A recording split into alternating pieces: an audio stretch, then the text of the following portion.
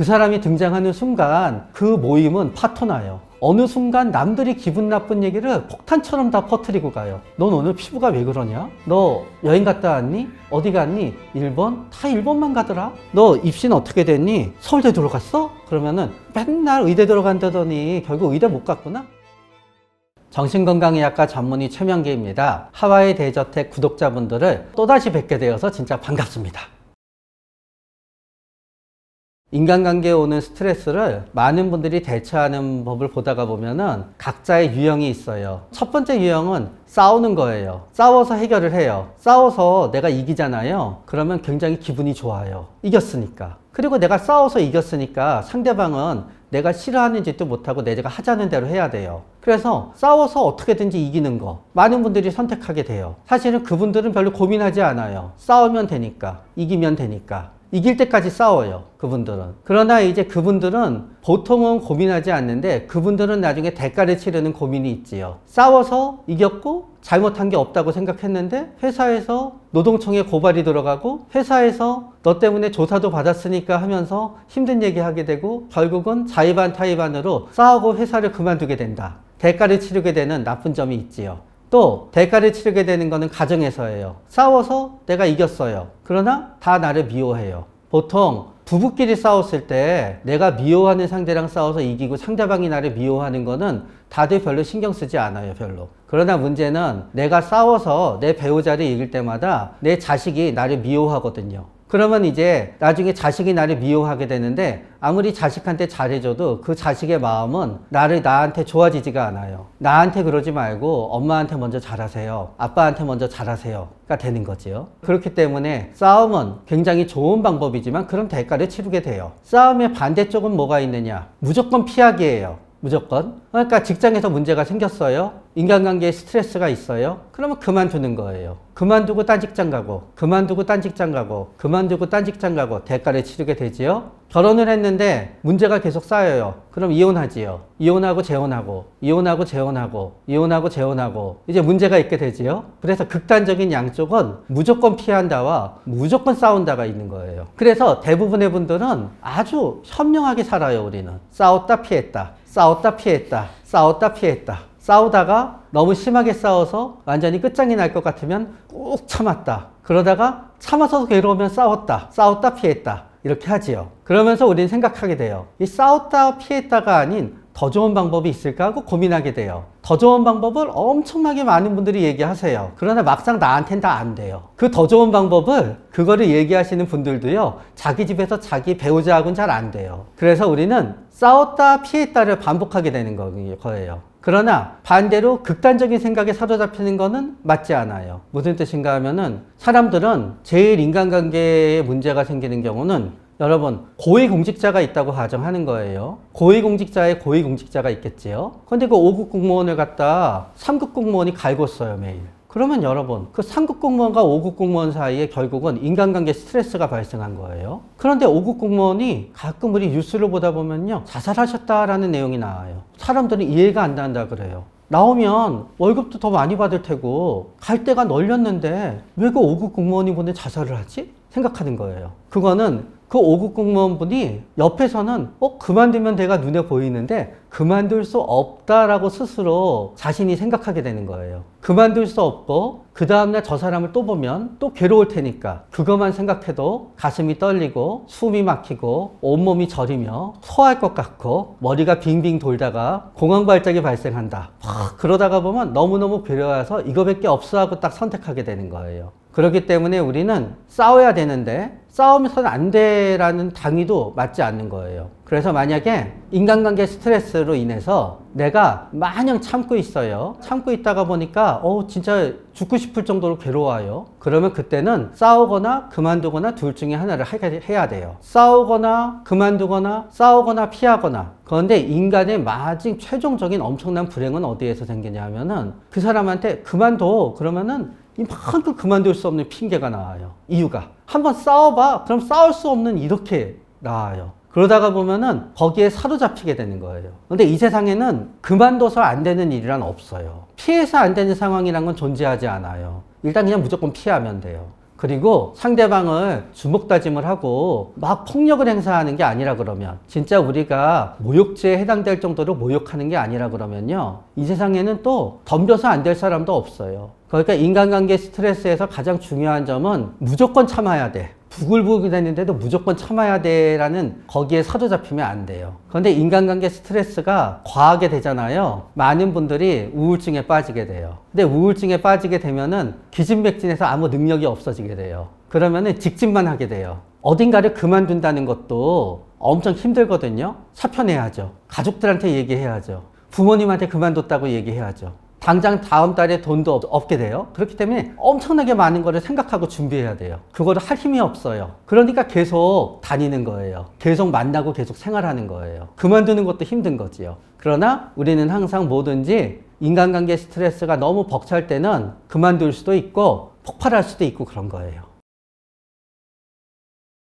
유독 나한테만 함부로 대한다 라고 생각하는 분들을 보면은요, 몇 가지 유형이 있는데요. 유독 나한테만 함부로 대하는 거는 현재만 잘라봤을 때예요. 현재. 종행으로 본다 그러잖아요. 행으로는 우리 부서 5명 중에 나한테만 그러는 것 같아요. 그러나 종으로 보잖아요. 매번 만만한 막내한테 그랬어요. 그럼 그 사람은 나한테만 그런 게 아니죠. 나 이전에 나한테도 그런 거고요. 나 이전에 나한테도 그런 거고, 나 이전에 나한테도 그런 거예요. 우리는 그런 얘기해요. 만약에 이제 어떤 사람이 술 마시고 막 그 약한 여성을 갖다 괴롭히잖아요. 그러면은 저 사람이 술에 취해서 저랬다는 게 말이 됩니까? 그러면은 커다란 덩치한테도 덤벼야지요. 경찰한테도 덤벼야지요. 약한 여성한테만 저러는 거는 술 마시면서 저랬다는 게 아니라 그 사람이 사람을 봐가면서 그런다는 걸 의미한다고. 술 마시면서 그랬다는 거는 말도 안 된다 라고 얘기해요. 맞아요. 그러나 그 얘기를 우리한테 한번 주입해 보세요. 우리도 누군가한테 뭔 말을 할 때 다 사람을 봐가면서 하지 않습니까? 그렇기 때문에 저는 사람을 봐가면서 그러는 건 굉장히 나쁜 짓이지만, 모든 인간은 타인한테 사람을 봐가면서 그런다는 거지요. 그래서 우리는 내가 이 입장에 놓이게 되잖아요. 내가 막내여서라고 생각하게 하는 분이 있고요. 내가 막내여서 당하고 있는 거야 라는 분은 그래도 비교적 잘 견뎌요. 왜냐하면 이유가 나의 결함에서 비롯되지 않으니까. 나는 언제가 막내가 아닌 게 될 테니까. 혹은 1년만 딱 채우고 다른 회사로 옮길 거니까 이제 견디게 돼요. 그러나 그거를 그렇게 받아들이지 않고요. 내가 뭔가 잘못해서 그러는 걸 거야, 부족해서 그러는 걸 거야, 혹은 내가 대응을 잘못해서 그러는 걸 거야 라고 생각하는 분들은 견디기가 굉장히 어려워져요. 그래서 어떤 경우에 누구만 괴롭히는 사람은 항상 그 위치가 문제인 경우가 있고요. 가족 안에서도 마찬가지예요. 예를 들어서 엄마가 아빠랑 싸우게 되면 너무 불리해요. 그러니까 엄마가 오빠한테 뭐라 그러면은 오빠는 대꾸도 안 해요. 그러니까 얘기할 사람은 나밖에 없거든요. 근데 나만 자꾸 막 뭐라 그래요. 내가 문제가 아니라 내 위치가 문제인 거지요. 그런 경우가 있고, 두 번째는 누가 나만 괴롭힐 때는 그 나의 잘못은 아닌데 나의 어떤 측면이 진짜 그 사람이 마음에 안 드는 측면이 있는 경우가 있어요. 사실은 전혀 나의 탓은 아닌데, 왜냐하면 우리가 이제 MMPI라는 검사를 하게 되면은 MMPI라는 검사는 이런 것들을 봐요. 1번 얼마나 몸이 많이 아프다고 느끼냐, 2번 우울감이 얼마나 있냐 없냐, 3번 HY 척도라 그래서 예를 들어서 굉장히 감정적으로 반응이 많은 사람이냐 아니냐, 그 다음에 얼마나 충동적이냐 아니냐, 그 다음에는 이제 이분들은 전형적인 남성스러운 남성이냐 여성스러운 여성이냐, 그 다음에는 얼마나 겁이 많냐 아니냐를 보는데, 그 다음 척도가 뭔가 하면은 얼마나 인간관계에 예민한가 아닌가를 봐요. 올라갈수록 의심이 많은 거예요. 근데 그게 낮아지면 어떻게 되냐 하면은요, 나하고 다른 생각을 가진 사람은 이해를 못해요. 쟤는 왜 저러지? 그러는 거예요. 그냥 저러는 건데 왜 저러지? 하면서 못 받아들여요. 그 옆에 척도는 뭔가 하면은 올라가면 올라갈수록 창의적이고, 너무 올라가면 망상이 있는데요. 너무 내려가게 되면은 융통성이 하나도 없어요. 그러면은 이제 어떤 사람이 융통성이 하나도 없고 남의 입장을 절대로 수용할 수 없는 사람은 그 사람이 보기에 내가 일단 이상해 보이잖아요. 계속 나를 괴롭히려는 게 아니라 이상해 보이니까 이상해 보이는 거를 계속 지적하게 되는 거예요.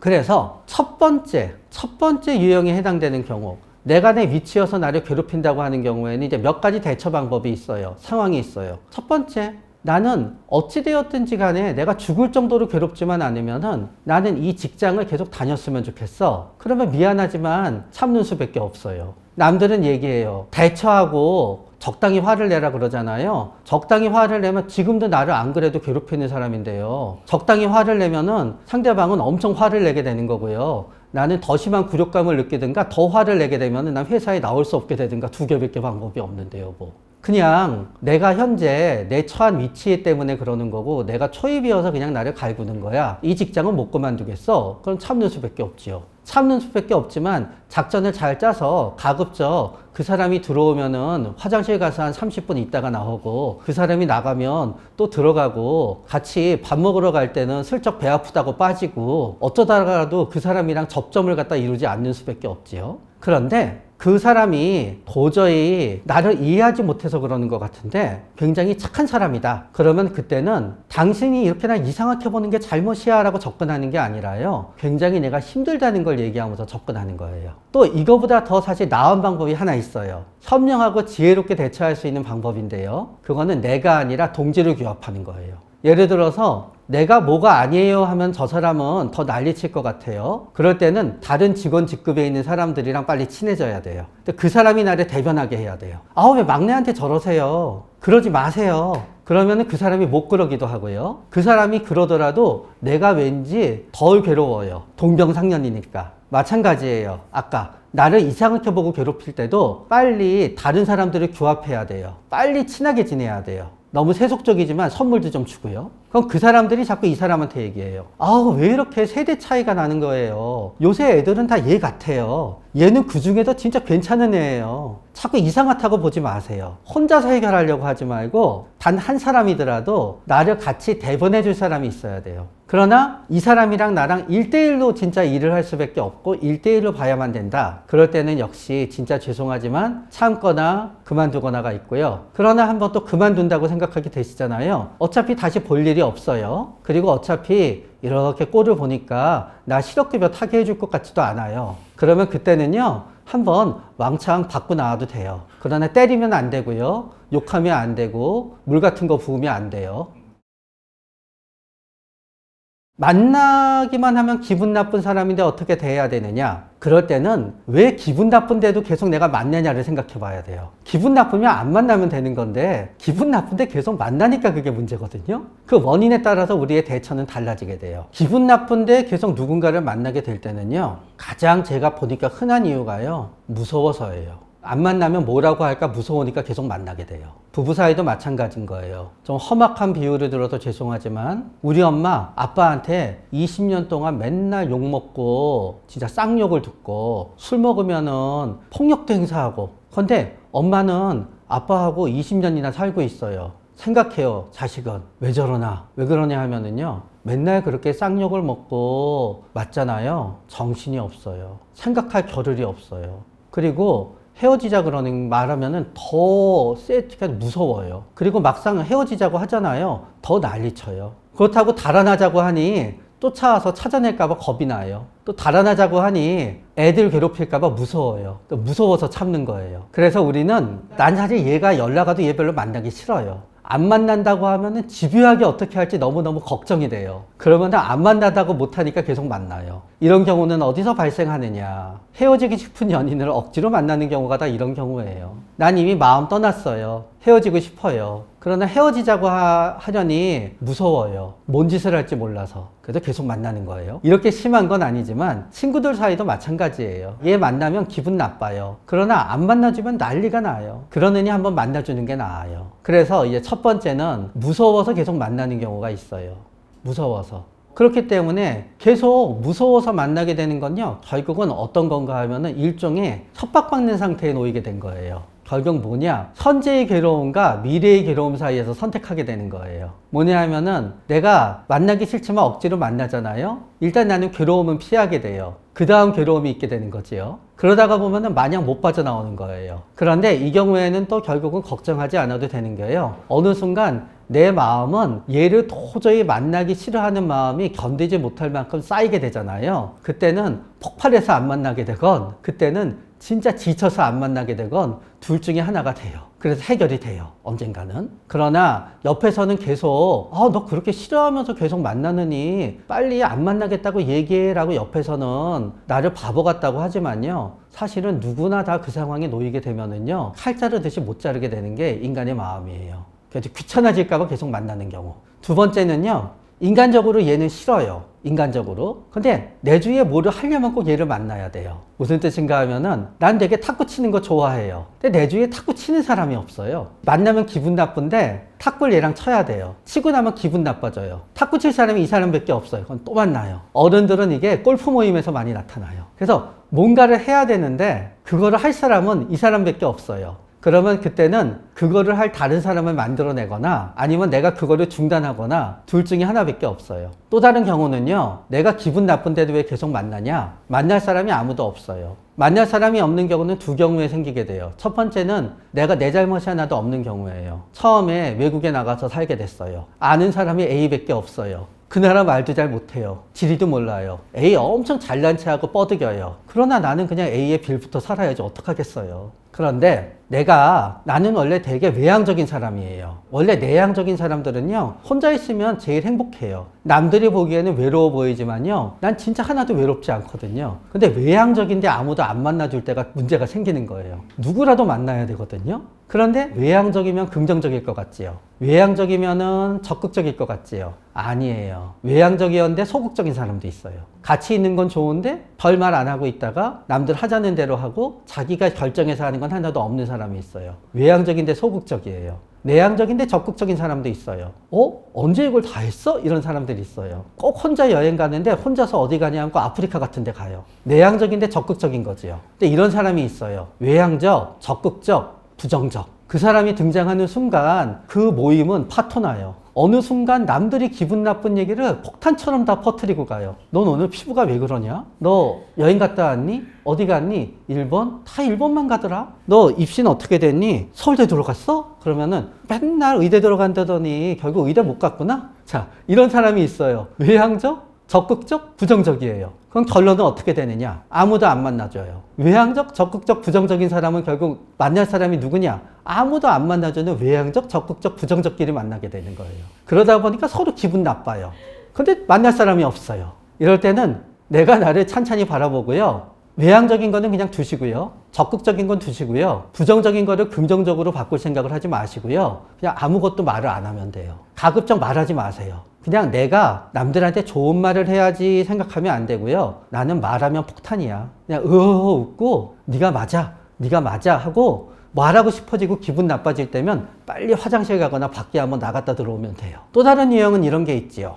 진짜 이런 경우가 있어요. 제가 이제 외모 얘기를 하지만 이게 제가 외모로 사람을 평가하자는 뜻은 아니에요. 넷이 다녀요. 3명은 진짜 예뻐요. 한 분은 그냥 일반인이에요. 3명은 연예인이고 한 분은 일반인이에요. 일반인 분들은 그 연예인 색깔 입고 나면은 기분 나빠져요. 전화번호도 맨날 셋만 따가요. 만나고 나면 기분 나빠요. 근데 얘네 셋은 나쁜 애들은 아니에요. 그냥 평범하게 지네들끼리 얘기해요. 착한 애들이죠. 그러나 일반인인 나는 항상 기분 나빠요. 그거 우리 엄마는 얘기해요. 왜 걔네들이랑 다녀? 걔네들이랑 안 다니면 너 마음 편하잖아. 근데 계속 다니게 돼요. 왜 그러냐? 같이 있어야지 내가 좀 위로받거든요. 나도 예쁜 사람들이랑 있어야 나도 좀 괜찮은 것 같거든요. 맨날 이런 애들이 있어요. 나는 그렇게 공부 잘 못했어요. 그러나 친구들한테 가면 꼭 자랑해요. 내 친구들은 다 법학전문대학원 갔고 의대도 갔고 어디도 갔고 막 사람들한테 자랑해요. 나 그렇게 괜찮은 친구가 있어. 그 친구들이랑 만나고 하면 항상 기분 나빠요. 잘난 새끼들.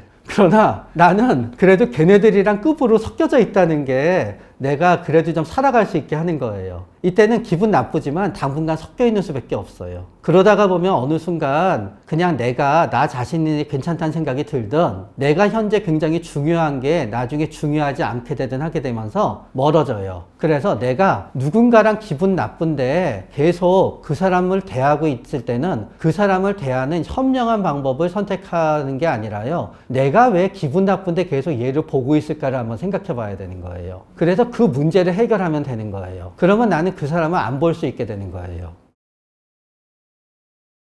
그런데 이 질문은 언어 철학적으로 성립이 되지 않는 질문이긴 해요. 왜냐? 몰래 질투하면은 내가 몰라야 되거든요. 그래서 나를 몰래 질투하는 친구의 특징은 엄밀히 얘기하면 알 수가 없어요. 계속 몰래 하고 있으니까. 그러나 몰래 하다가 때때로 들통이 날 때도 있겠지요. 보통 셈이 많은 아이들은 나를 질투할 가능성이 높아요. 그러니까 나에 대해서 셈을 내는 거예요. 예를 들어서 극단적으로 나에 대해서 나쁜 얘기를 하는 건 아닌데요. 내가 뭐 이렇게 갖고 나타났어요. 물건 같은 거. 진짜 좋겠다. 뭐 어디서 샀니? 얼마짜리니? 꼬치꼬치 묻는 거예요. 이제 계속. 묻다가 보면 나도 기분이 나빠요. 그러다가 마지막에 한마디 돌려요. 야, 그런데 그거 누가 보면은 가짜인 줄 알겠다.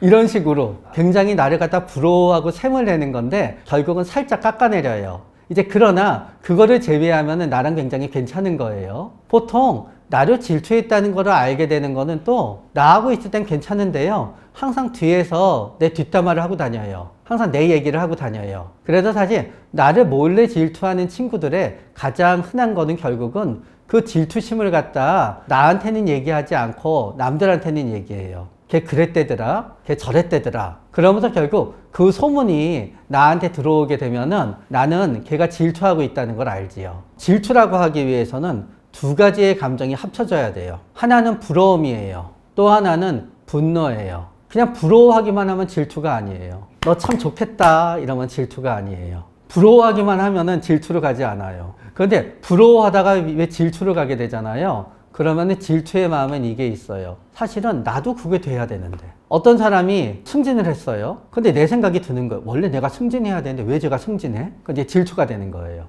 어떤 사람이 어떤 물건을 갖고 있어요. 그냥 부러워하면 되는 거예요. 저렇게 좋은 거 나도 언제 돈 모아서 사지? 이러면 그거로 되는 거예요. 그런데 거기에 대해서 이제 쟤 진짜 부모 잘 만나서 좋겠다. 나도 부모는 잘 만났으면 쟤보다 더 잘 살고 있는 건데 하면 이제 질투가 되는 거예요. 그래서 부러움은 부러워하는 사람의 그 순수함은 표정에서 드러나요. 진짜 언니 좋겠다 얘기하는 건 표정에서 드러나요. 그리고 대체적으로 다르고 다른 것 같지만 우리는 대체적으로 인간은 그렇게 감정을 숨기지 않아요. 근데 질투인 사람들은요, 부러움보다는 조금은 꼬치꼬치 캐묻는다든가 내가 있는 거를 깎아내리려고 한다든가 그래서 결국은 대놓고 뭐라고 하지는 않지만요, 그 사람이랑 나의 어떤 자랑스러운 점에서 얘기하다가 보면은 결국 얘기하면은 내가 기뻐야 되는데 그 사람이 틀림없이 나랑 자랑스러운 거에 대해서 내가 얘기했는데 얘기가 끝나고 나면 왠지 뒤끝이 기분 나빠요. 그럴 때는 질투의 가능성이 높아요. 결국 그 사람이 나랑 이 대화를 한 목적은 막판에 나를 기분 나쁘게 하기 위해서 끝까지 이 대화를 이어간 거거든요. 나 갑자기 꽁돈이 600만 원 생겼어. 그랬을 때 누가 어쩌다 그런 돈이 생겼어? 하고 웃으면서 막 기뻐해주고 그러면 되는 거예요. 그런데 어떤 사람이 내가 꽁돈이 600만 원 생겼어. 그러니까 꽁돈이란 게 세상에 어디 있니? 그러면서 꼬치꼬치 해서 결국은 나중에 네가 뱉어낼 돈일 거야 라는 쪽으로 말을 몰고 가든가, 꽁돈이면 틀림이 없으니까 야 꽁돈 생겼으니까 돈 써야지 그래서 어떻게든 비싼 데서 한 끼를 얻어먹으려고 한다든가, 그러면은 나에 대해서 질투할 확률이 좀 높다고 생각해요. 이제 인간관계에는 세 가지쯤의 인간관계가 있는 것 같아요. 첫 번째 인간관계, 벗어날 수 없는 인간관계. 예를 들어서 가족, 부모와 자식, 이혼하기 전까지는 남편과 아내, 벗어나기가 어렵지요. 그래서 벗어날 수 없는 그냥 애초에 존재적으로 결정된 인간관계가 있는 것 같아요. 두 번째 인간관계는 이제 목적을 갖고 있는 인간관계이지요. 회사, 구매처, 비즈니스로 얽힌 사람들. 나의 목적이 테니스 대회에서 우승하는 거다. 그러면 테니스 연습하면서 어쩔 수 없이 만나야 되는 사람들. 그러니까 목적이 있는 인간관계가 있어요. 세 번째 인간관계는 그냥 만나면 즐거운 인간관계가 있어요. 만나면 즐겁다의 전제는 뭔가 하면은요, 그냥 저절로 만나야 된다는 거예요. 이미 만나서 즐거운 인간관계인 사람을 갖다 억지로 노력을 해야 된다는 거는 나는 저 사람을 만나면 100만큼 즐거운데 저 사람은 나를 만나면 80 정도밖에 즐겁지 않다는 걸 내가 느낀 거예요. 20의 갭이 발생해요. 그러니까 내가 저 사람을 만나기 위해서는 그 20을 갖다 내가 보상해야 되는 거예요. 결국 난 20만치는 그다지 즐겁지 않은 거예요. 그러니까 어떤 상황에서 내가 인간관계를 위해서 억지로 노력하고 있다는 거는 이미 그 인간관계가 순수하게 나를 즐겁지 않게 한다는 걸 의미해요. 그러면은 나의 인간관계 전체가 그냥 나의 목적형 인간관계도 아니고 존재에 의해서 결정된 인간관계도 아니고 나의 인간관계 전체 100이라고 가정했었을 때 50 정도까지는 그래도 나는 사람을 만나지 않으면 못 견디는 사람이야. 그런 사람들이 있어요.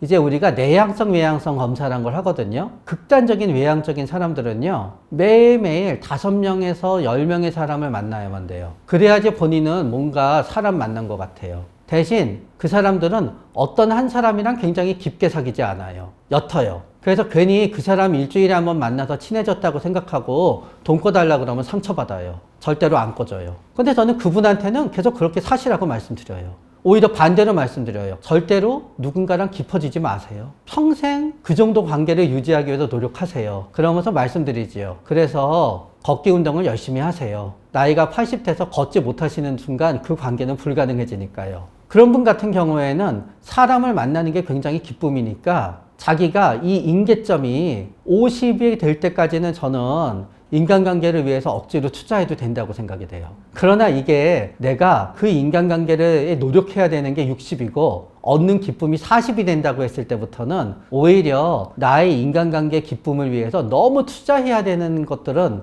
잘라내야 되는 거예요. 내가 10개의 모임이 있는데 10개의 모임 중에 대부분은 내가 그냥 노력하지 않아도 되는 거예요. 5개는. 나머지 4개는 좀 노력해야 되는 거예요. 근데 나머지 1개는 걔네들은 진짜 날 별로로 여기는데 내가 걔네들 만나기 위해서 선물도 해야 되고 걔네들 만나려고 해서 장소도 섭외해야 되고 그런 거예요. 그래서 나도 너무 짜증이 나요. 그럼 그 1개는 자르면 되는 거예요. 대신 1개를 자르잖아요. 매 모임이 있어야 되는 놀라운 능력이 있으신 분들은 이 1개를 자르자마자 다른 1개를 만들어내세요. 그리고 그 다른 1개가 이제 내가 노력하지 않아도 되는 단계면 되는 거예요. 그렇게 되잖아요. 그러면 또 이 10개의 모임 중에 하나는 굉장히 노력해야 되는 모임으로 바뀌어요. 그래서 이분들은 계속 물갈이를 해야 돼요. 그런데 이제 이런 분들이 있어요. 나는 원래 내향적이지만 어찌어찌 하다 보니 이 직업이 제일 월급을 많이 받아서 어찌어찌 하다 보니 내 전화기에는 엄청나게 많은 사람의 수가 저장되어 있고 어찌어찌 하다 보니 그 중에 한두 사람은 꼭 불러야만 되는데 글쎄 이 사람이 사람을 좋아하기 때문에 한 달에 한번 만나줘야 돼.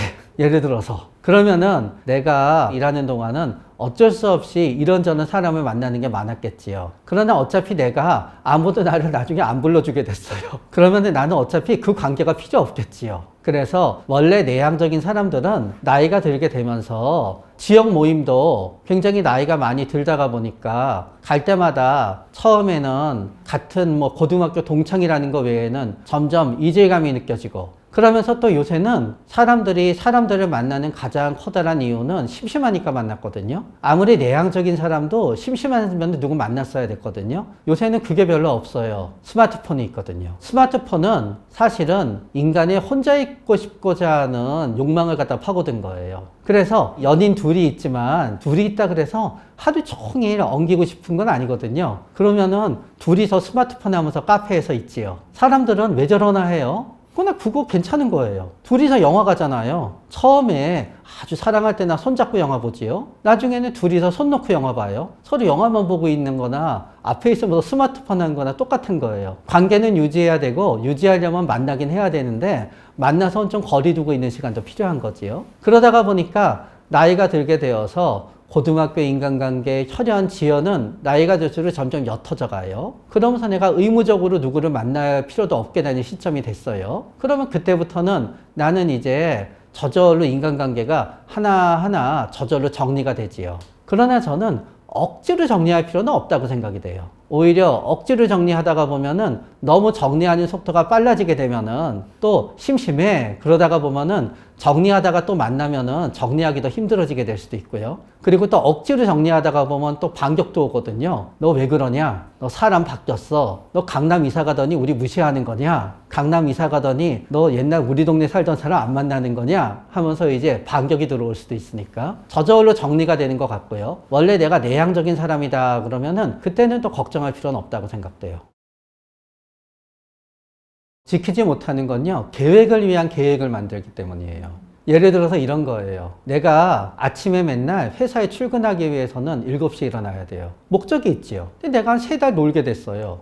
놀면은 늦게 자고 늦게 일어나도 되거든요. 놀 때는 당연히 새벽 3시까지 스마트폰 하면서 유튜브 보다가 한 오후 1시쯤 일어나는 게 전 정상이라고 생각이 돼요. 그런데 어떤 분들은 놀면서도 꼭 아침에 일어나야 되겠다고 계획을 세우세요. 그럼 안 지켜줘요. 할 필요가 없거든요. 아무 필요가 없어요. 그러나 괜히 늦게 일어나면은 주위에서 야단도 맞고 나 스스로 나태한 사람이 된 듯해서 억지로 매일 일찍 일어나야 되겠다고 7시에 알람 맞춰요. 그리고 알람이랑 나랑 전쟁을 해요. 네가 이기나 내가 이기나. 1차 대전은 띵띵띵띵으로 나오고 2차 대전은 꽝꽝꽝꽝 음악으로 나오고 3차 대전은 더 시끄러운 뚜뚜뚜뚜로 나오고 4차 대전은 띠용띠용으로 나와도 결국은 내가 이겨요. 그리고 1시에 일어나요. 그거는 내 스스로 나는 계획적인 사람이야, 난 부지런한 사람이야 라고 스스로 자기 최면을 걸기 위해서 하는 계획을 위한 계획을 만들었기 때문에 안 지켜지는 거예요. 그러다가 하루 내가 친구들이랑 여행을 가기로 했어요. 그래서 기차를 타기 위해서 그러면 그날은 길을 쓰고 새벽 5시에 일어나요. 그런 거예요. 사회 계획이 안 지켜지는 너무 당연한 이유는요. 사회니까 계획을 세워야지 하고 계획을 위한 계획을 세우는 거지 전혀 나한테 필요하지 않은 것들을 계획으로 세워요. 그러면서 대부분 여태까지 내가 못하던 거를 계획으로 세워요. 그런데 10년 동안 못하던 게 어떻게 지금 돼요? 안 되지요. 그러니까 안 되는 것만 계획으로 세우니까 안 되는 거예요. 그렇기 때문에 일단 신년 계획은 안 세우는 쪽이 대부분 좋아요. 세울 필요가 없어요. 계획을 위한 계획이니까. 대신 우리가 이렇게 1년 살다가 보면은요, 뭔가 걸려들어요, 하나가. 아까 얘기했듯이 맨날 일찍 일어나야지 하는데 못 일어났다가 갑자기 나는 3달 놀아야지 했는데 한 달 놀고 내가 일하게 됐어요. 그럼 갑자기 일찍 일어나야지라는 나의 계획은 예전보다 당겨져서 실천이 되는 거예요. 맨날 살을 빼야지 하고 생각하고 있었거든요. 그런데 한 달 내내 내가 장염이 생겨서 밥을 못 먹게 된 거예요. 저절로 살을 빼지는 일이 생겨요. 그런데 한번 그렇게 해서 한 2, 3kg 빠지잖아요. 아깝거든요. 그때부터는 계속 살을 빼야지가 유지가 돼요. 그렇기 때문에 살다가 보면은 진짜 결심을 하고 결심을 할 만한 게 걸려들어요. 걸려들면 그거를 지켜야 되는 거예요. 그런 것이 계획을 위한 계획은 실패하는 거예요. 그러나 성공 확률을 높인다고 하게 되면 첫 번째는요. 그 계획이 온전히 나를 위한 것이어야 돼요. 무슨 뜻이냐? 많은 분들이 새해에는 담배를 끊어야지 계획하세요. 담배를 끊는 이유가 담배값이 아까워서 나를 위한 계획이에요. 오히려 건강에 해로우니까 그거보다도 지켜질 확률이 굉장히 높아요. 담배값이 아까워서 담배값을 아껴서 뭐를 하고야 말 거야. 굉장히 확률이 높아요. 혹은 우리 아버지가 폐암에 걸리는 걸 봤어요. 엄청 고생하는 걸 많이 봤어요. 그래서 그 전까지는 담배 많이 피면 폐암 걸린 데가 남의 말이었는데 진짜 다가온 거예요. 담배를 끊어야지 한 거예요. 그러나 담배를 끊는 이유가 배우자가 맨날 끊으라고 잔소리를 해요. 그래서 담배를 끊기로 했어요. 그건 잘 안 지켜져요. 왜 안 지켜지느냐? 바깥에 나가서 담배 한번 피우는 건요. 그 담배를 갖다 피울 때 그냥 괜히 바깥 공기 쐬고 좋아서 피우는 게 아니에요. 니코틴은 우리 뇌에 작용해서 불안 수준을 낮춰줘요. 짜증과 불안을 낮춰요. 그렇기 때문에 담배를 피우면은 스트레스가 해소가 돼요. 양리작용이 있는 거예요. 담배를 끊게 되잖아요. 나는 불안과 짜증을 해소할 수 있는 방법을 잃게 돼요. 아내는 행복해질지 모르지요. 그러나 나의 불안과 짜증을 일으키는 게 만약에 아내의 잔소리, 남편의 잔소리잖아요. 담배를 끊으면 다른 거를 잔소리를 하거든요. 그러면 나는 그 스트레스를 이기지 못해도 또 담배를 피우게 되죠. 그러니까 남에 의해서 내가 계획을 꾸미게 되잖아요. 대부분 실패하는 거예요. 다이어트도 마찬가지예요. 저는 체중이 자존감인 거 저 이해가 돼요. 왜냐하면은 체중이 딱 줄 때마다 자존감이 그 무게수에 비례해서 올라가거든요. 진짜예요. 체중에 의해서 자존감이 왔다 갔다 하는 거 사람들은 말도 안 된다고 생각하지요. 제가 이렇게 있다가 보니까 이해가 가더라고요. 통장 잔고에 따라서 자존감이 왔다 갔다 하는 것도 마찬가지예요. 통장 잔고가 1,000만 원씩 쌓이잖아요. 1,000만 원어치 자존감이 올라가고요. 1억씩 쌓이면 1억씩 자존감이 올라가요. 통장 잔고와 자존감은 대체적으로 일치하더라고요. 체중과 자존감도 굉장히 일치해요. 그래서 이 체중이 아니면 내가 죽을 것 같아요. 그 체중을 달성해야 되겠어요. 되더라고요. 그러나 가끔 이런 경우 있어요. 배우자가 자기는 이렇게 뚱뚱해요. 그래서 맨날 살 빼라고 난리예요. 자기 배우자한테는. 그래서 어쩔 수 없이 그 등살에 살을 빼야 되겠다고 결심해요. 안 돼요. 또 세상에서는 이게 그럴듯하니까 이렇게 돼야지. 역시 안 돼요. 그래서 진정 내가 원하는 걸 해야 돼요. 그러면서 가급적 그게 내가 잘하는 거면 가능해요. 그래서 원래 책 읽는 거 좋아하는 사람이 원래 1년에 100권 읽었거든요. 올해 200권 읽어야지 대체적으로 되더라고요. 근데 책을 한 권도 안 읽던 사람이 올해 10권 읽어야지 안 되더라고요. 그래서 진정 내가 원하는 거를 나의 자유의지로 당장 이득이 되는 걸 결심해야 되는 거고요. 가급적 그거를 내가 잘하고 할 수 있는 걸 하잖아요. 그런 걸 결심하면 돼요. 그런 걸 결심하잖아요. 그건 옆에서 얘기해요. 부모님이. 뭐 그따위 걸 결심하냐. 그래도 배우자가 얘기해요. 아니 그건 원래 하던 거잖아. 그거를 더 하는 걸 어떻게 결심이라고 할 수 있어. 그러나 그런 걸 결심해야지 우리는 결심한 대로 돼요.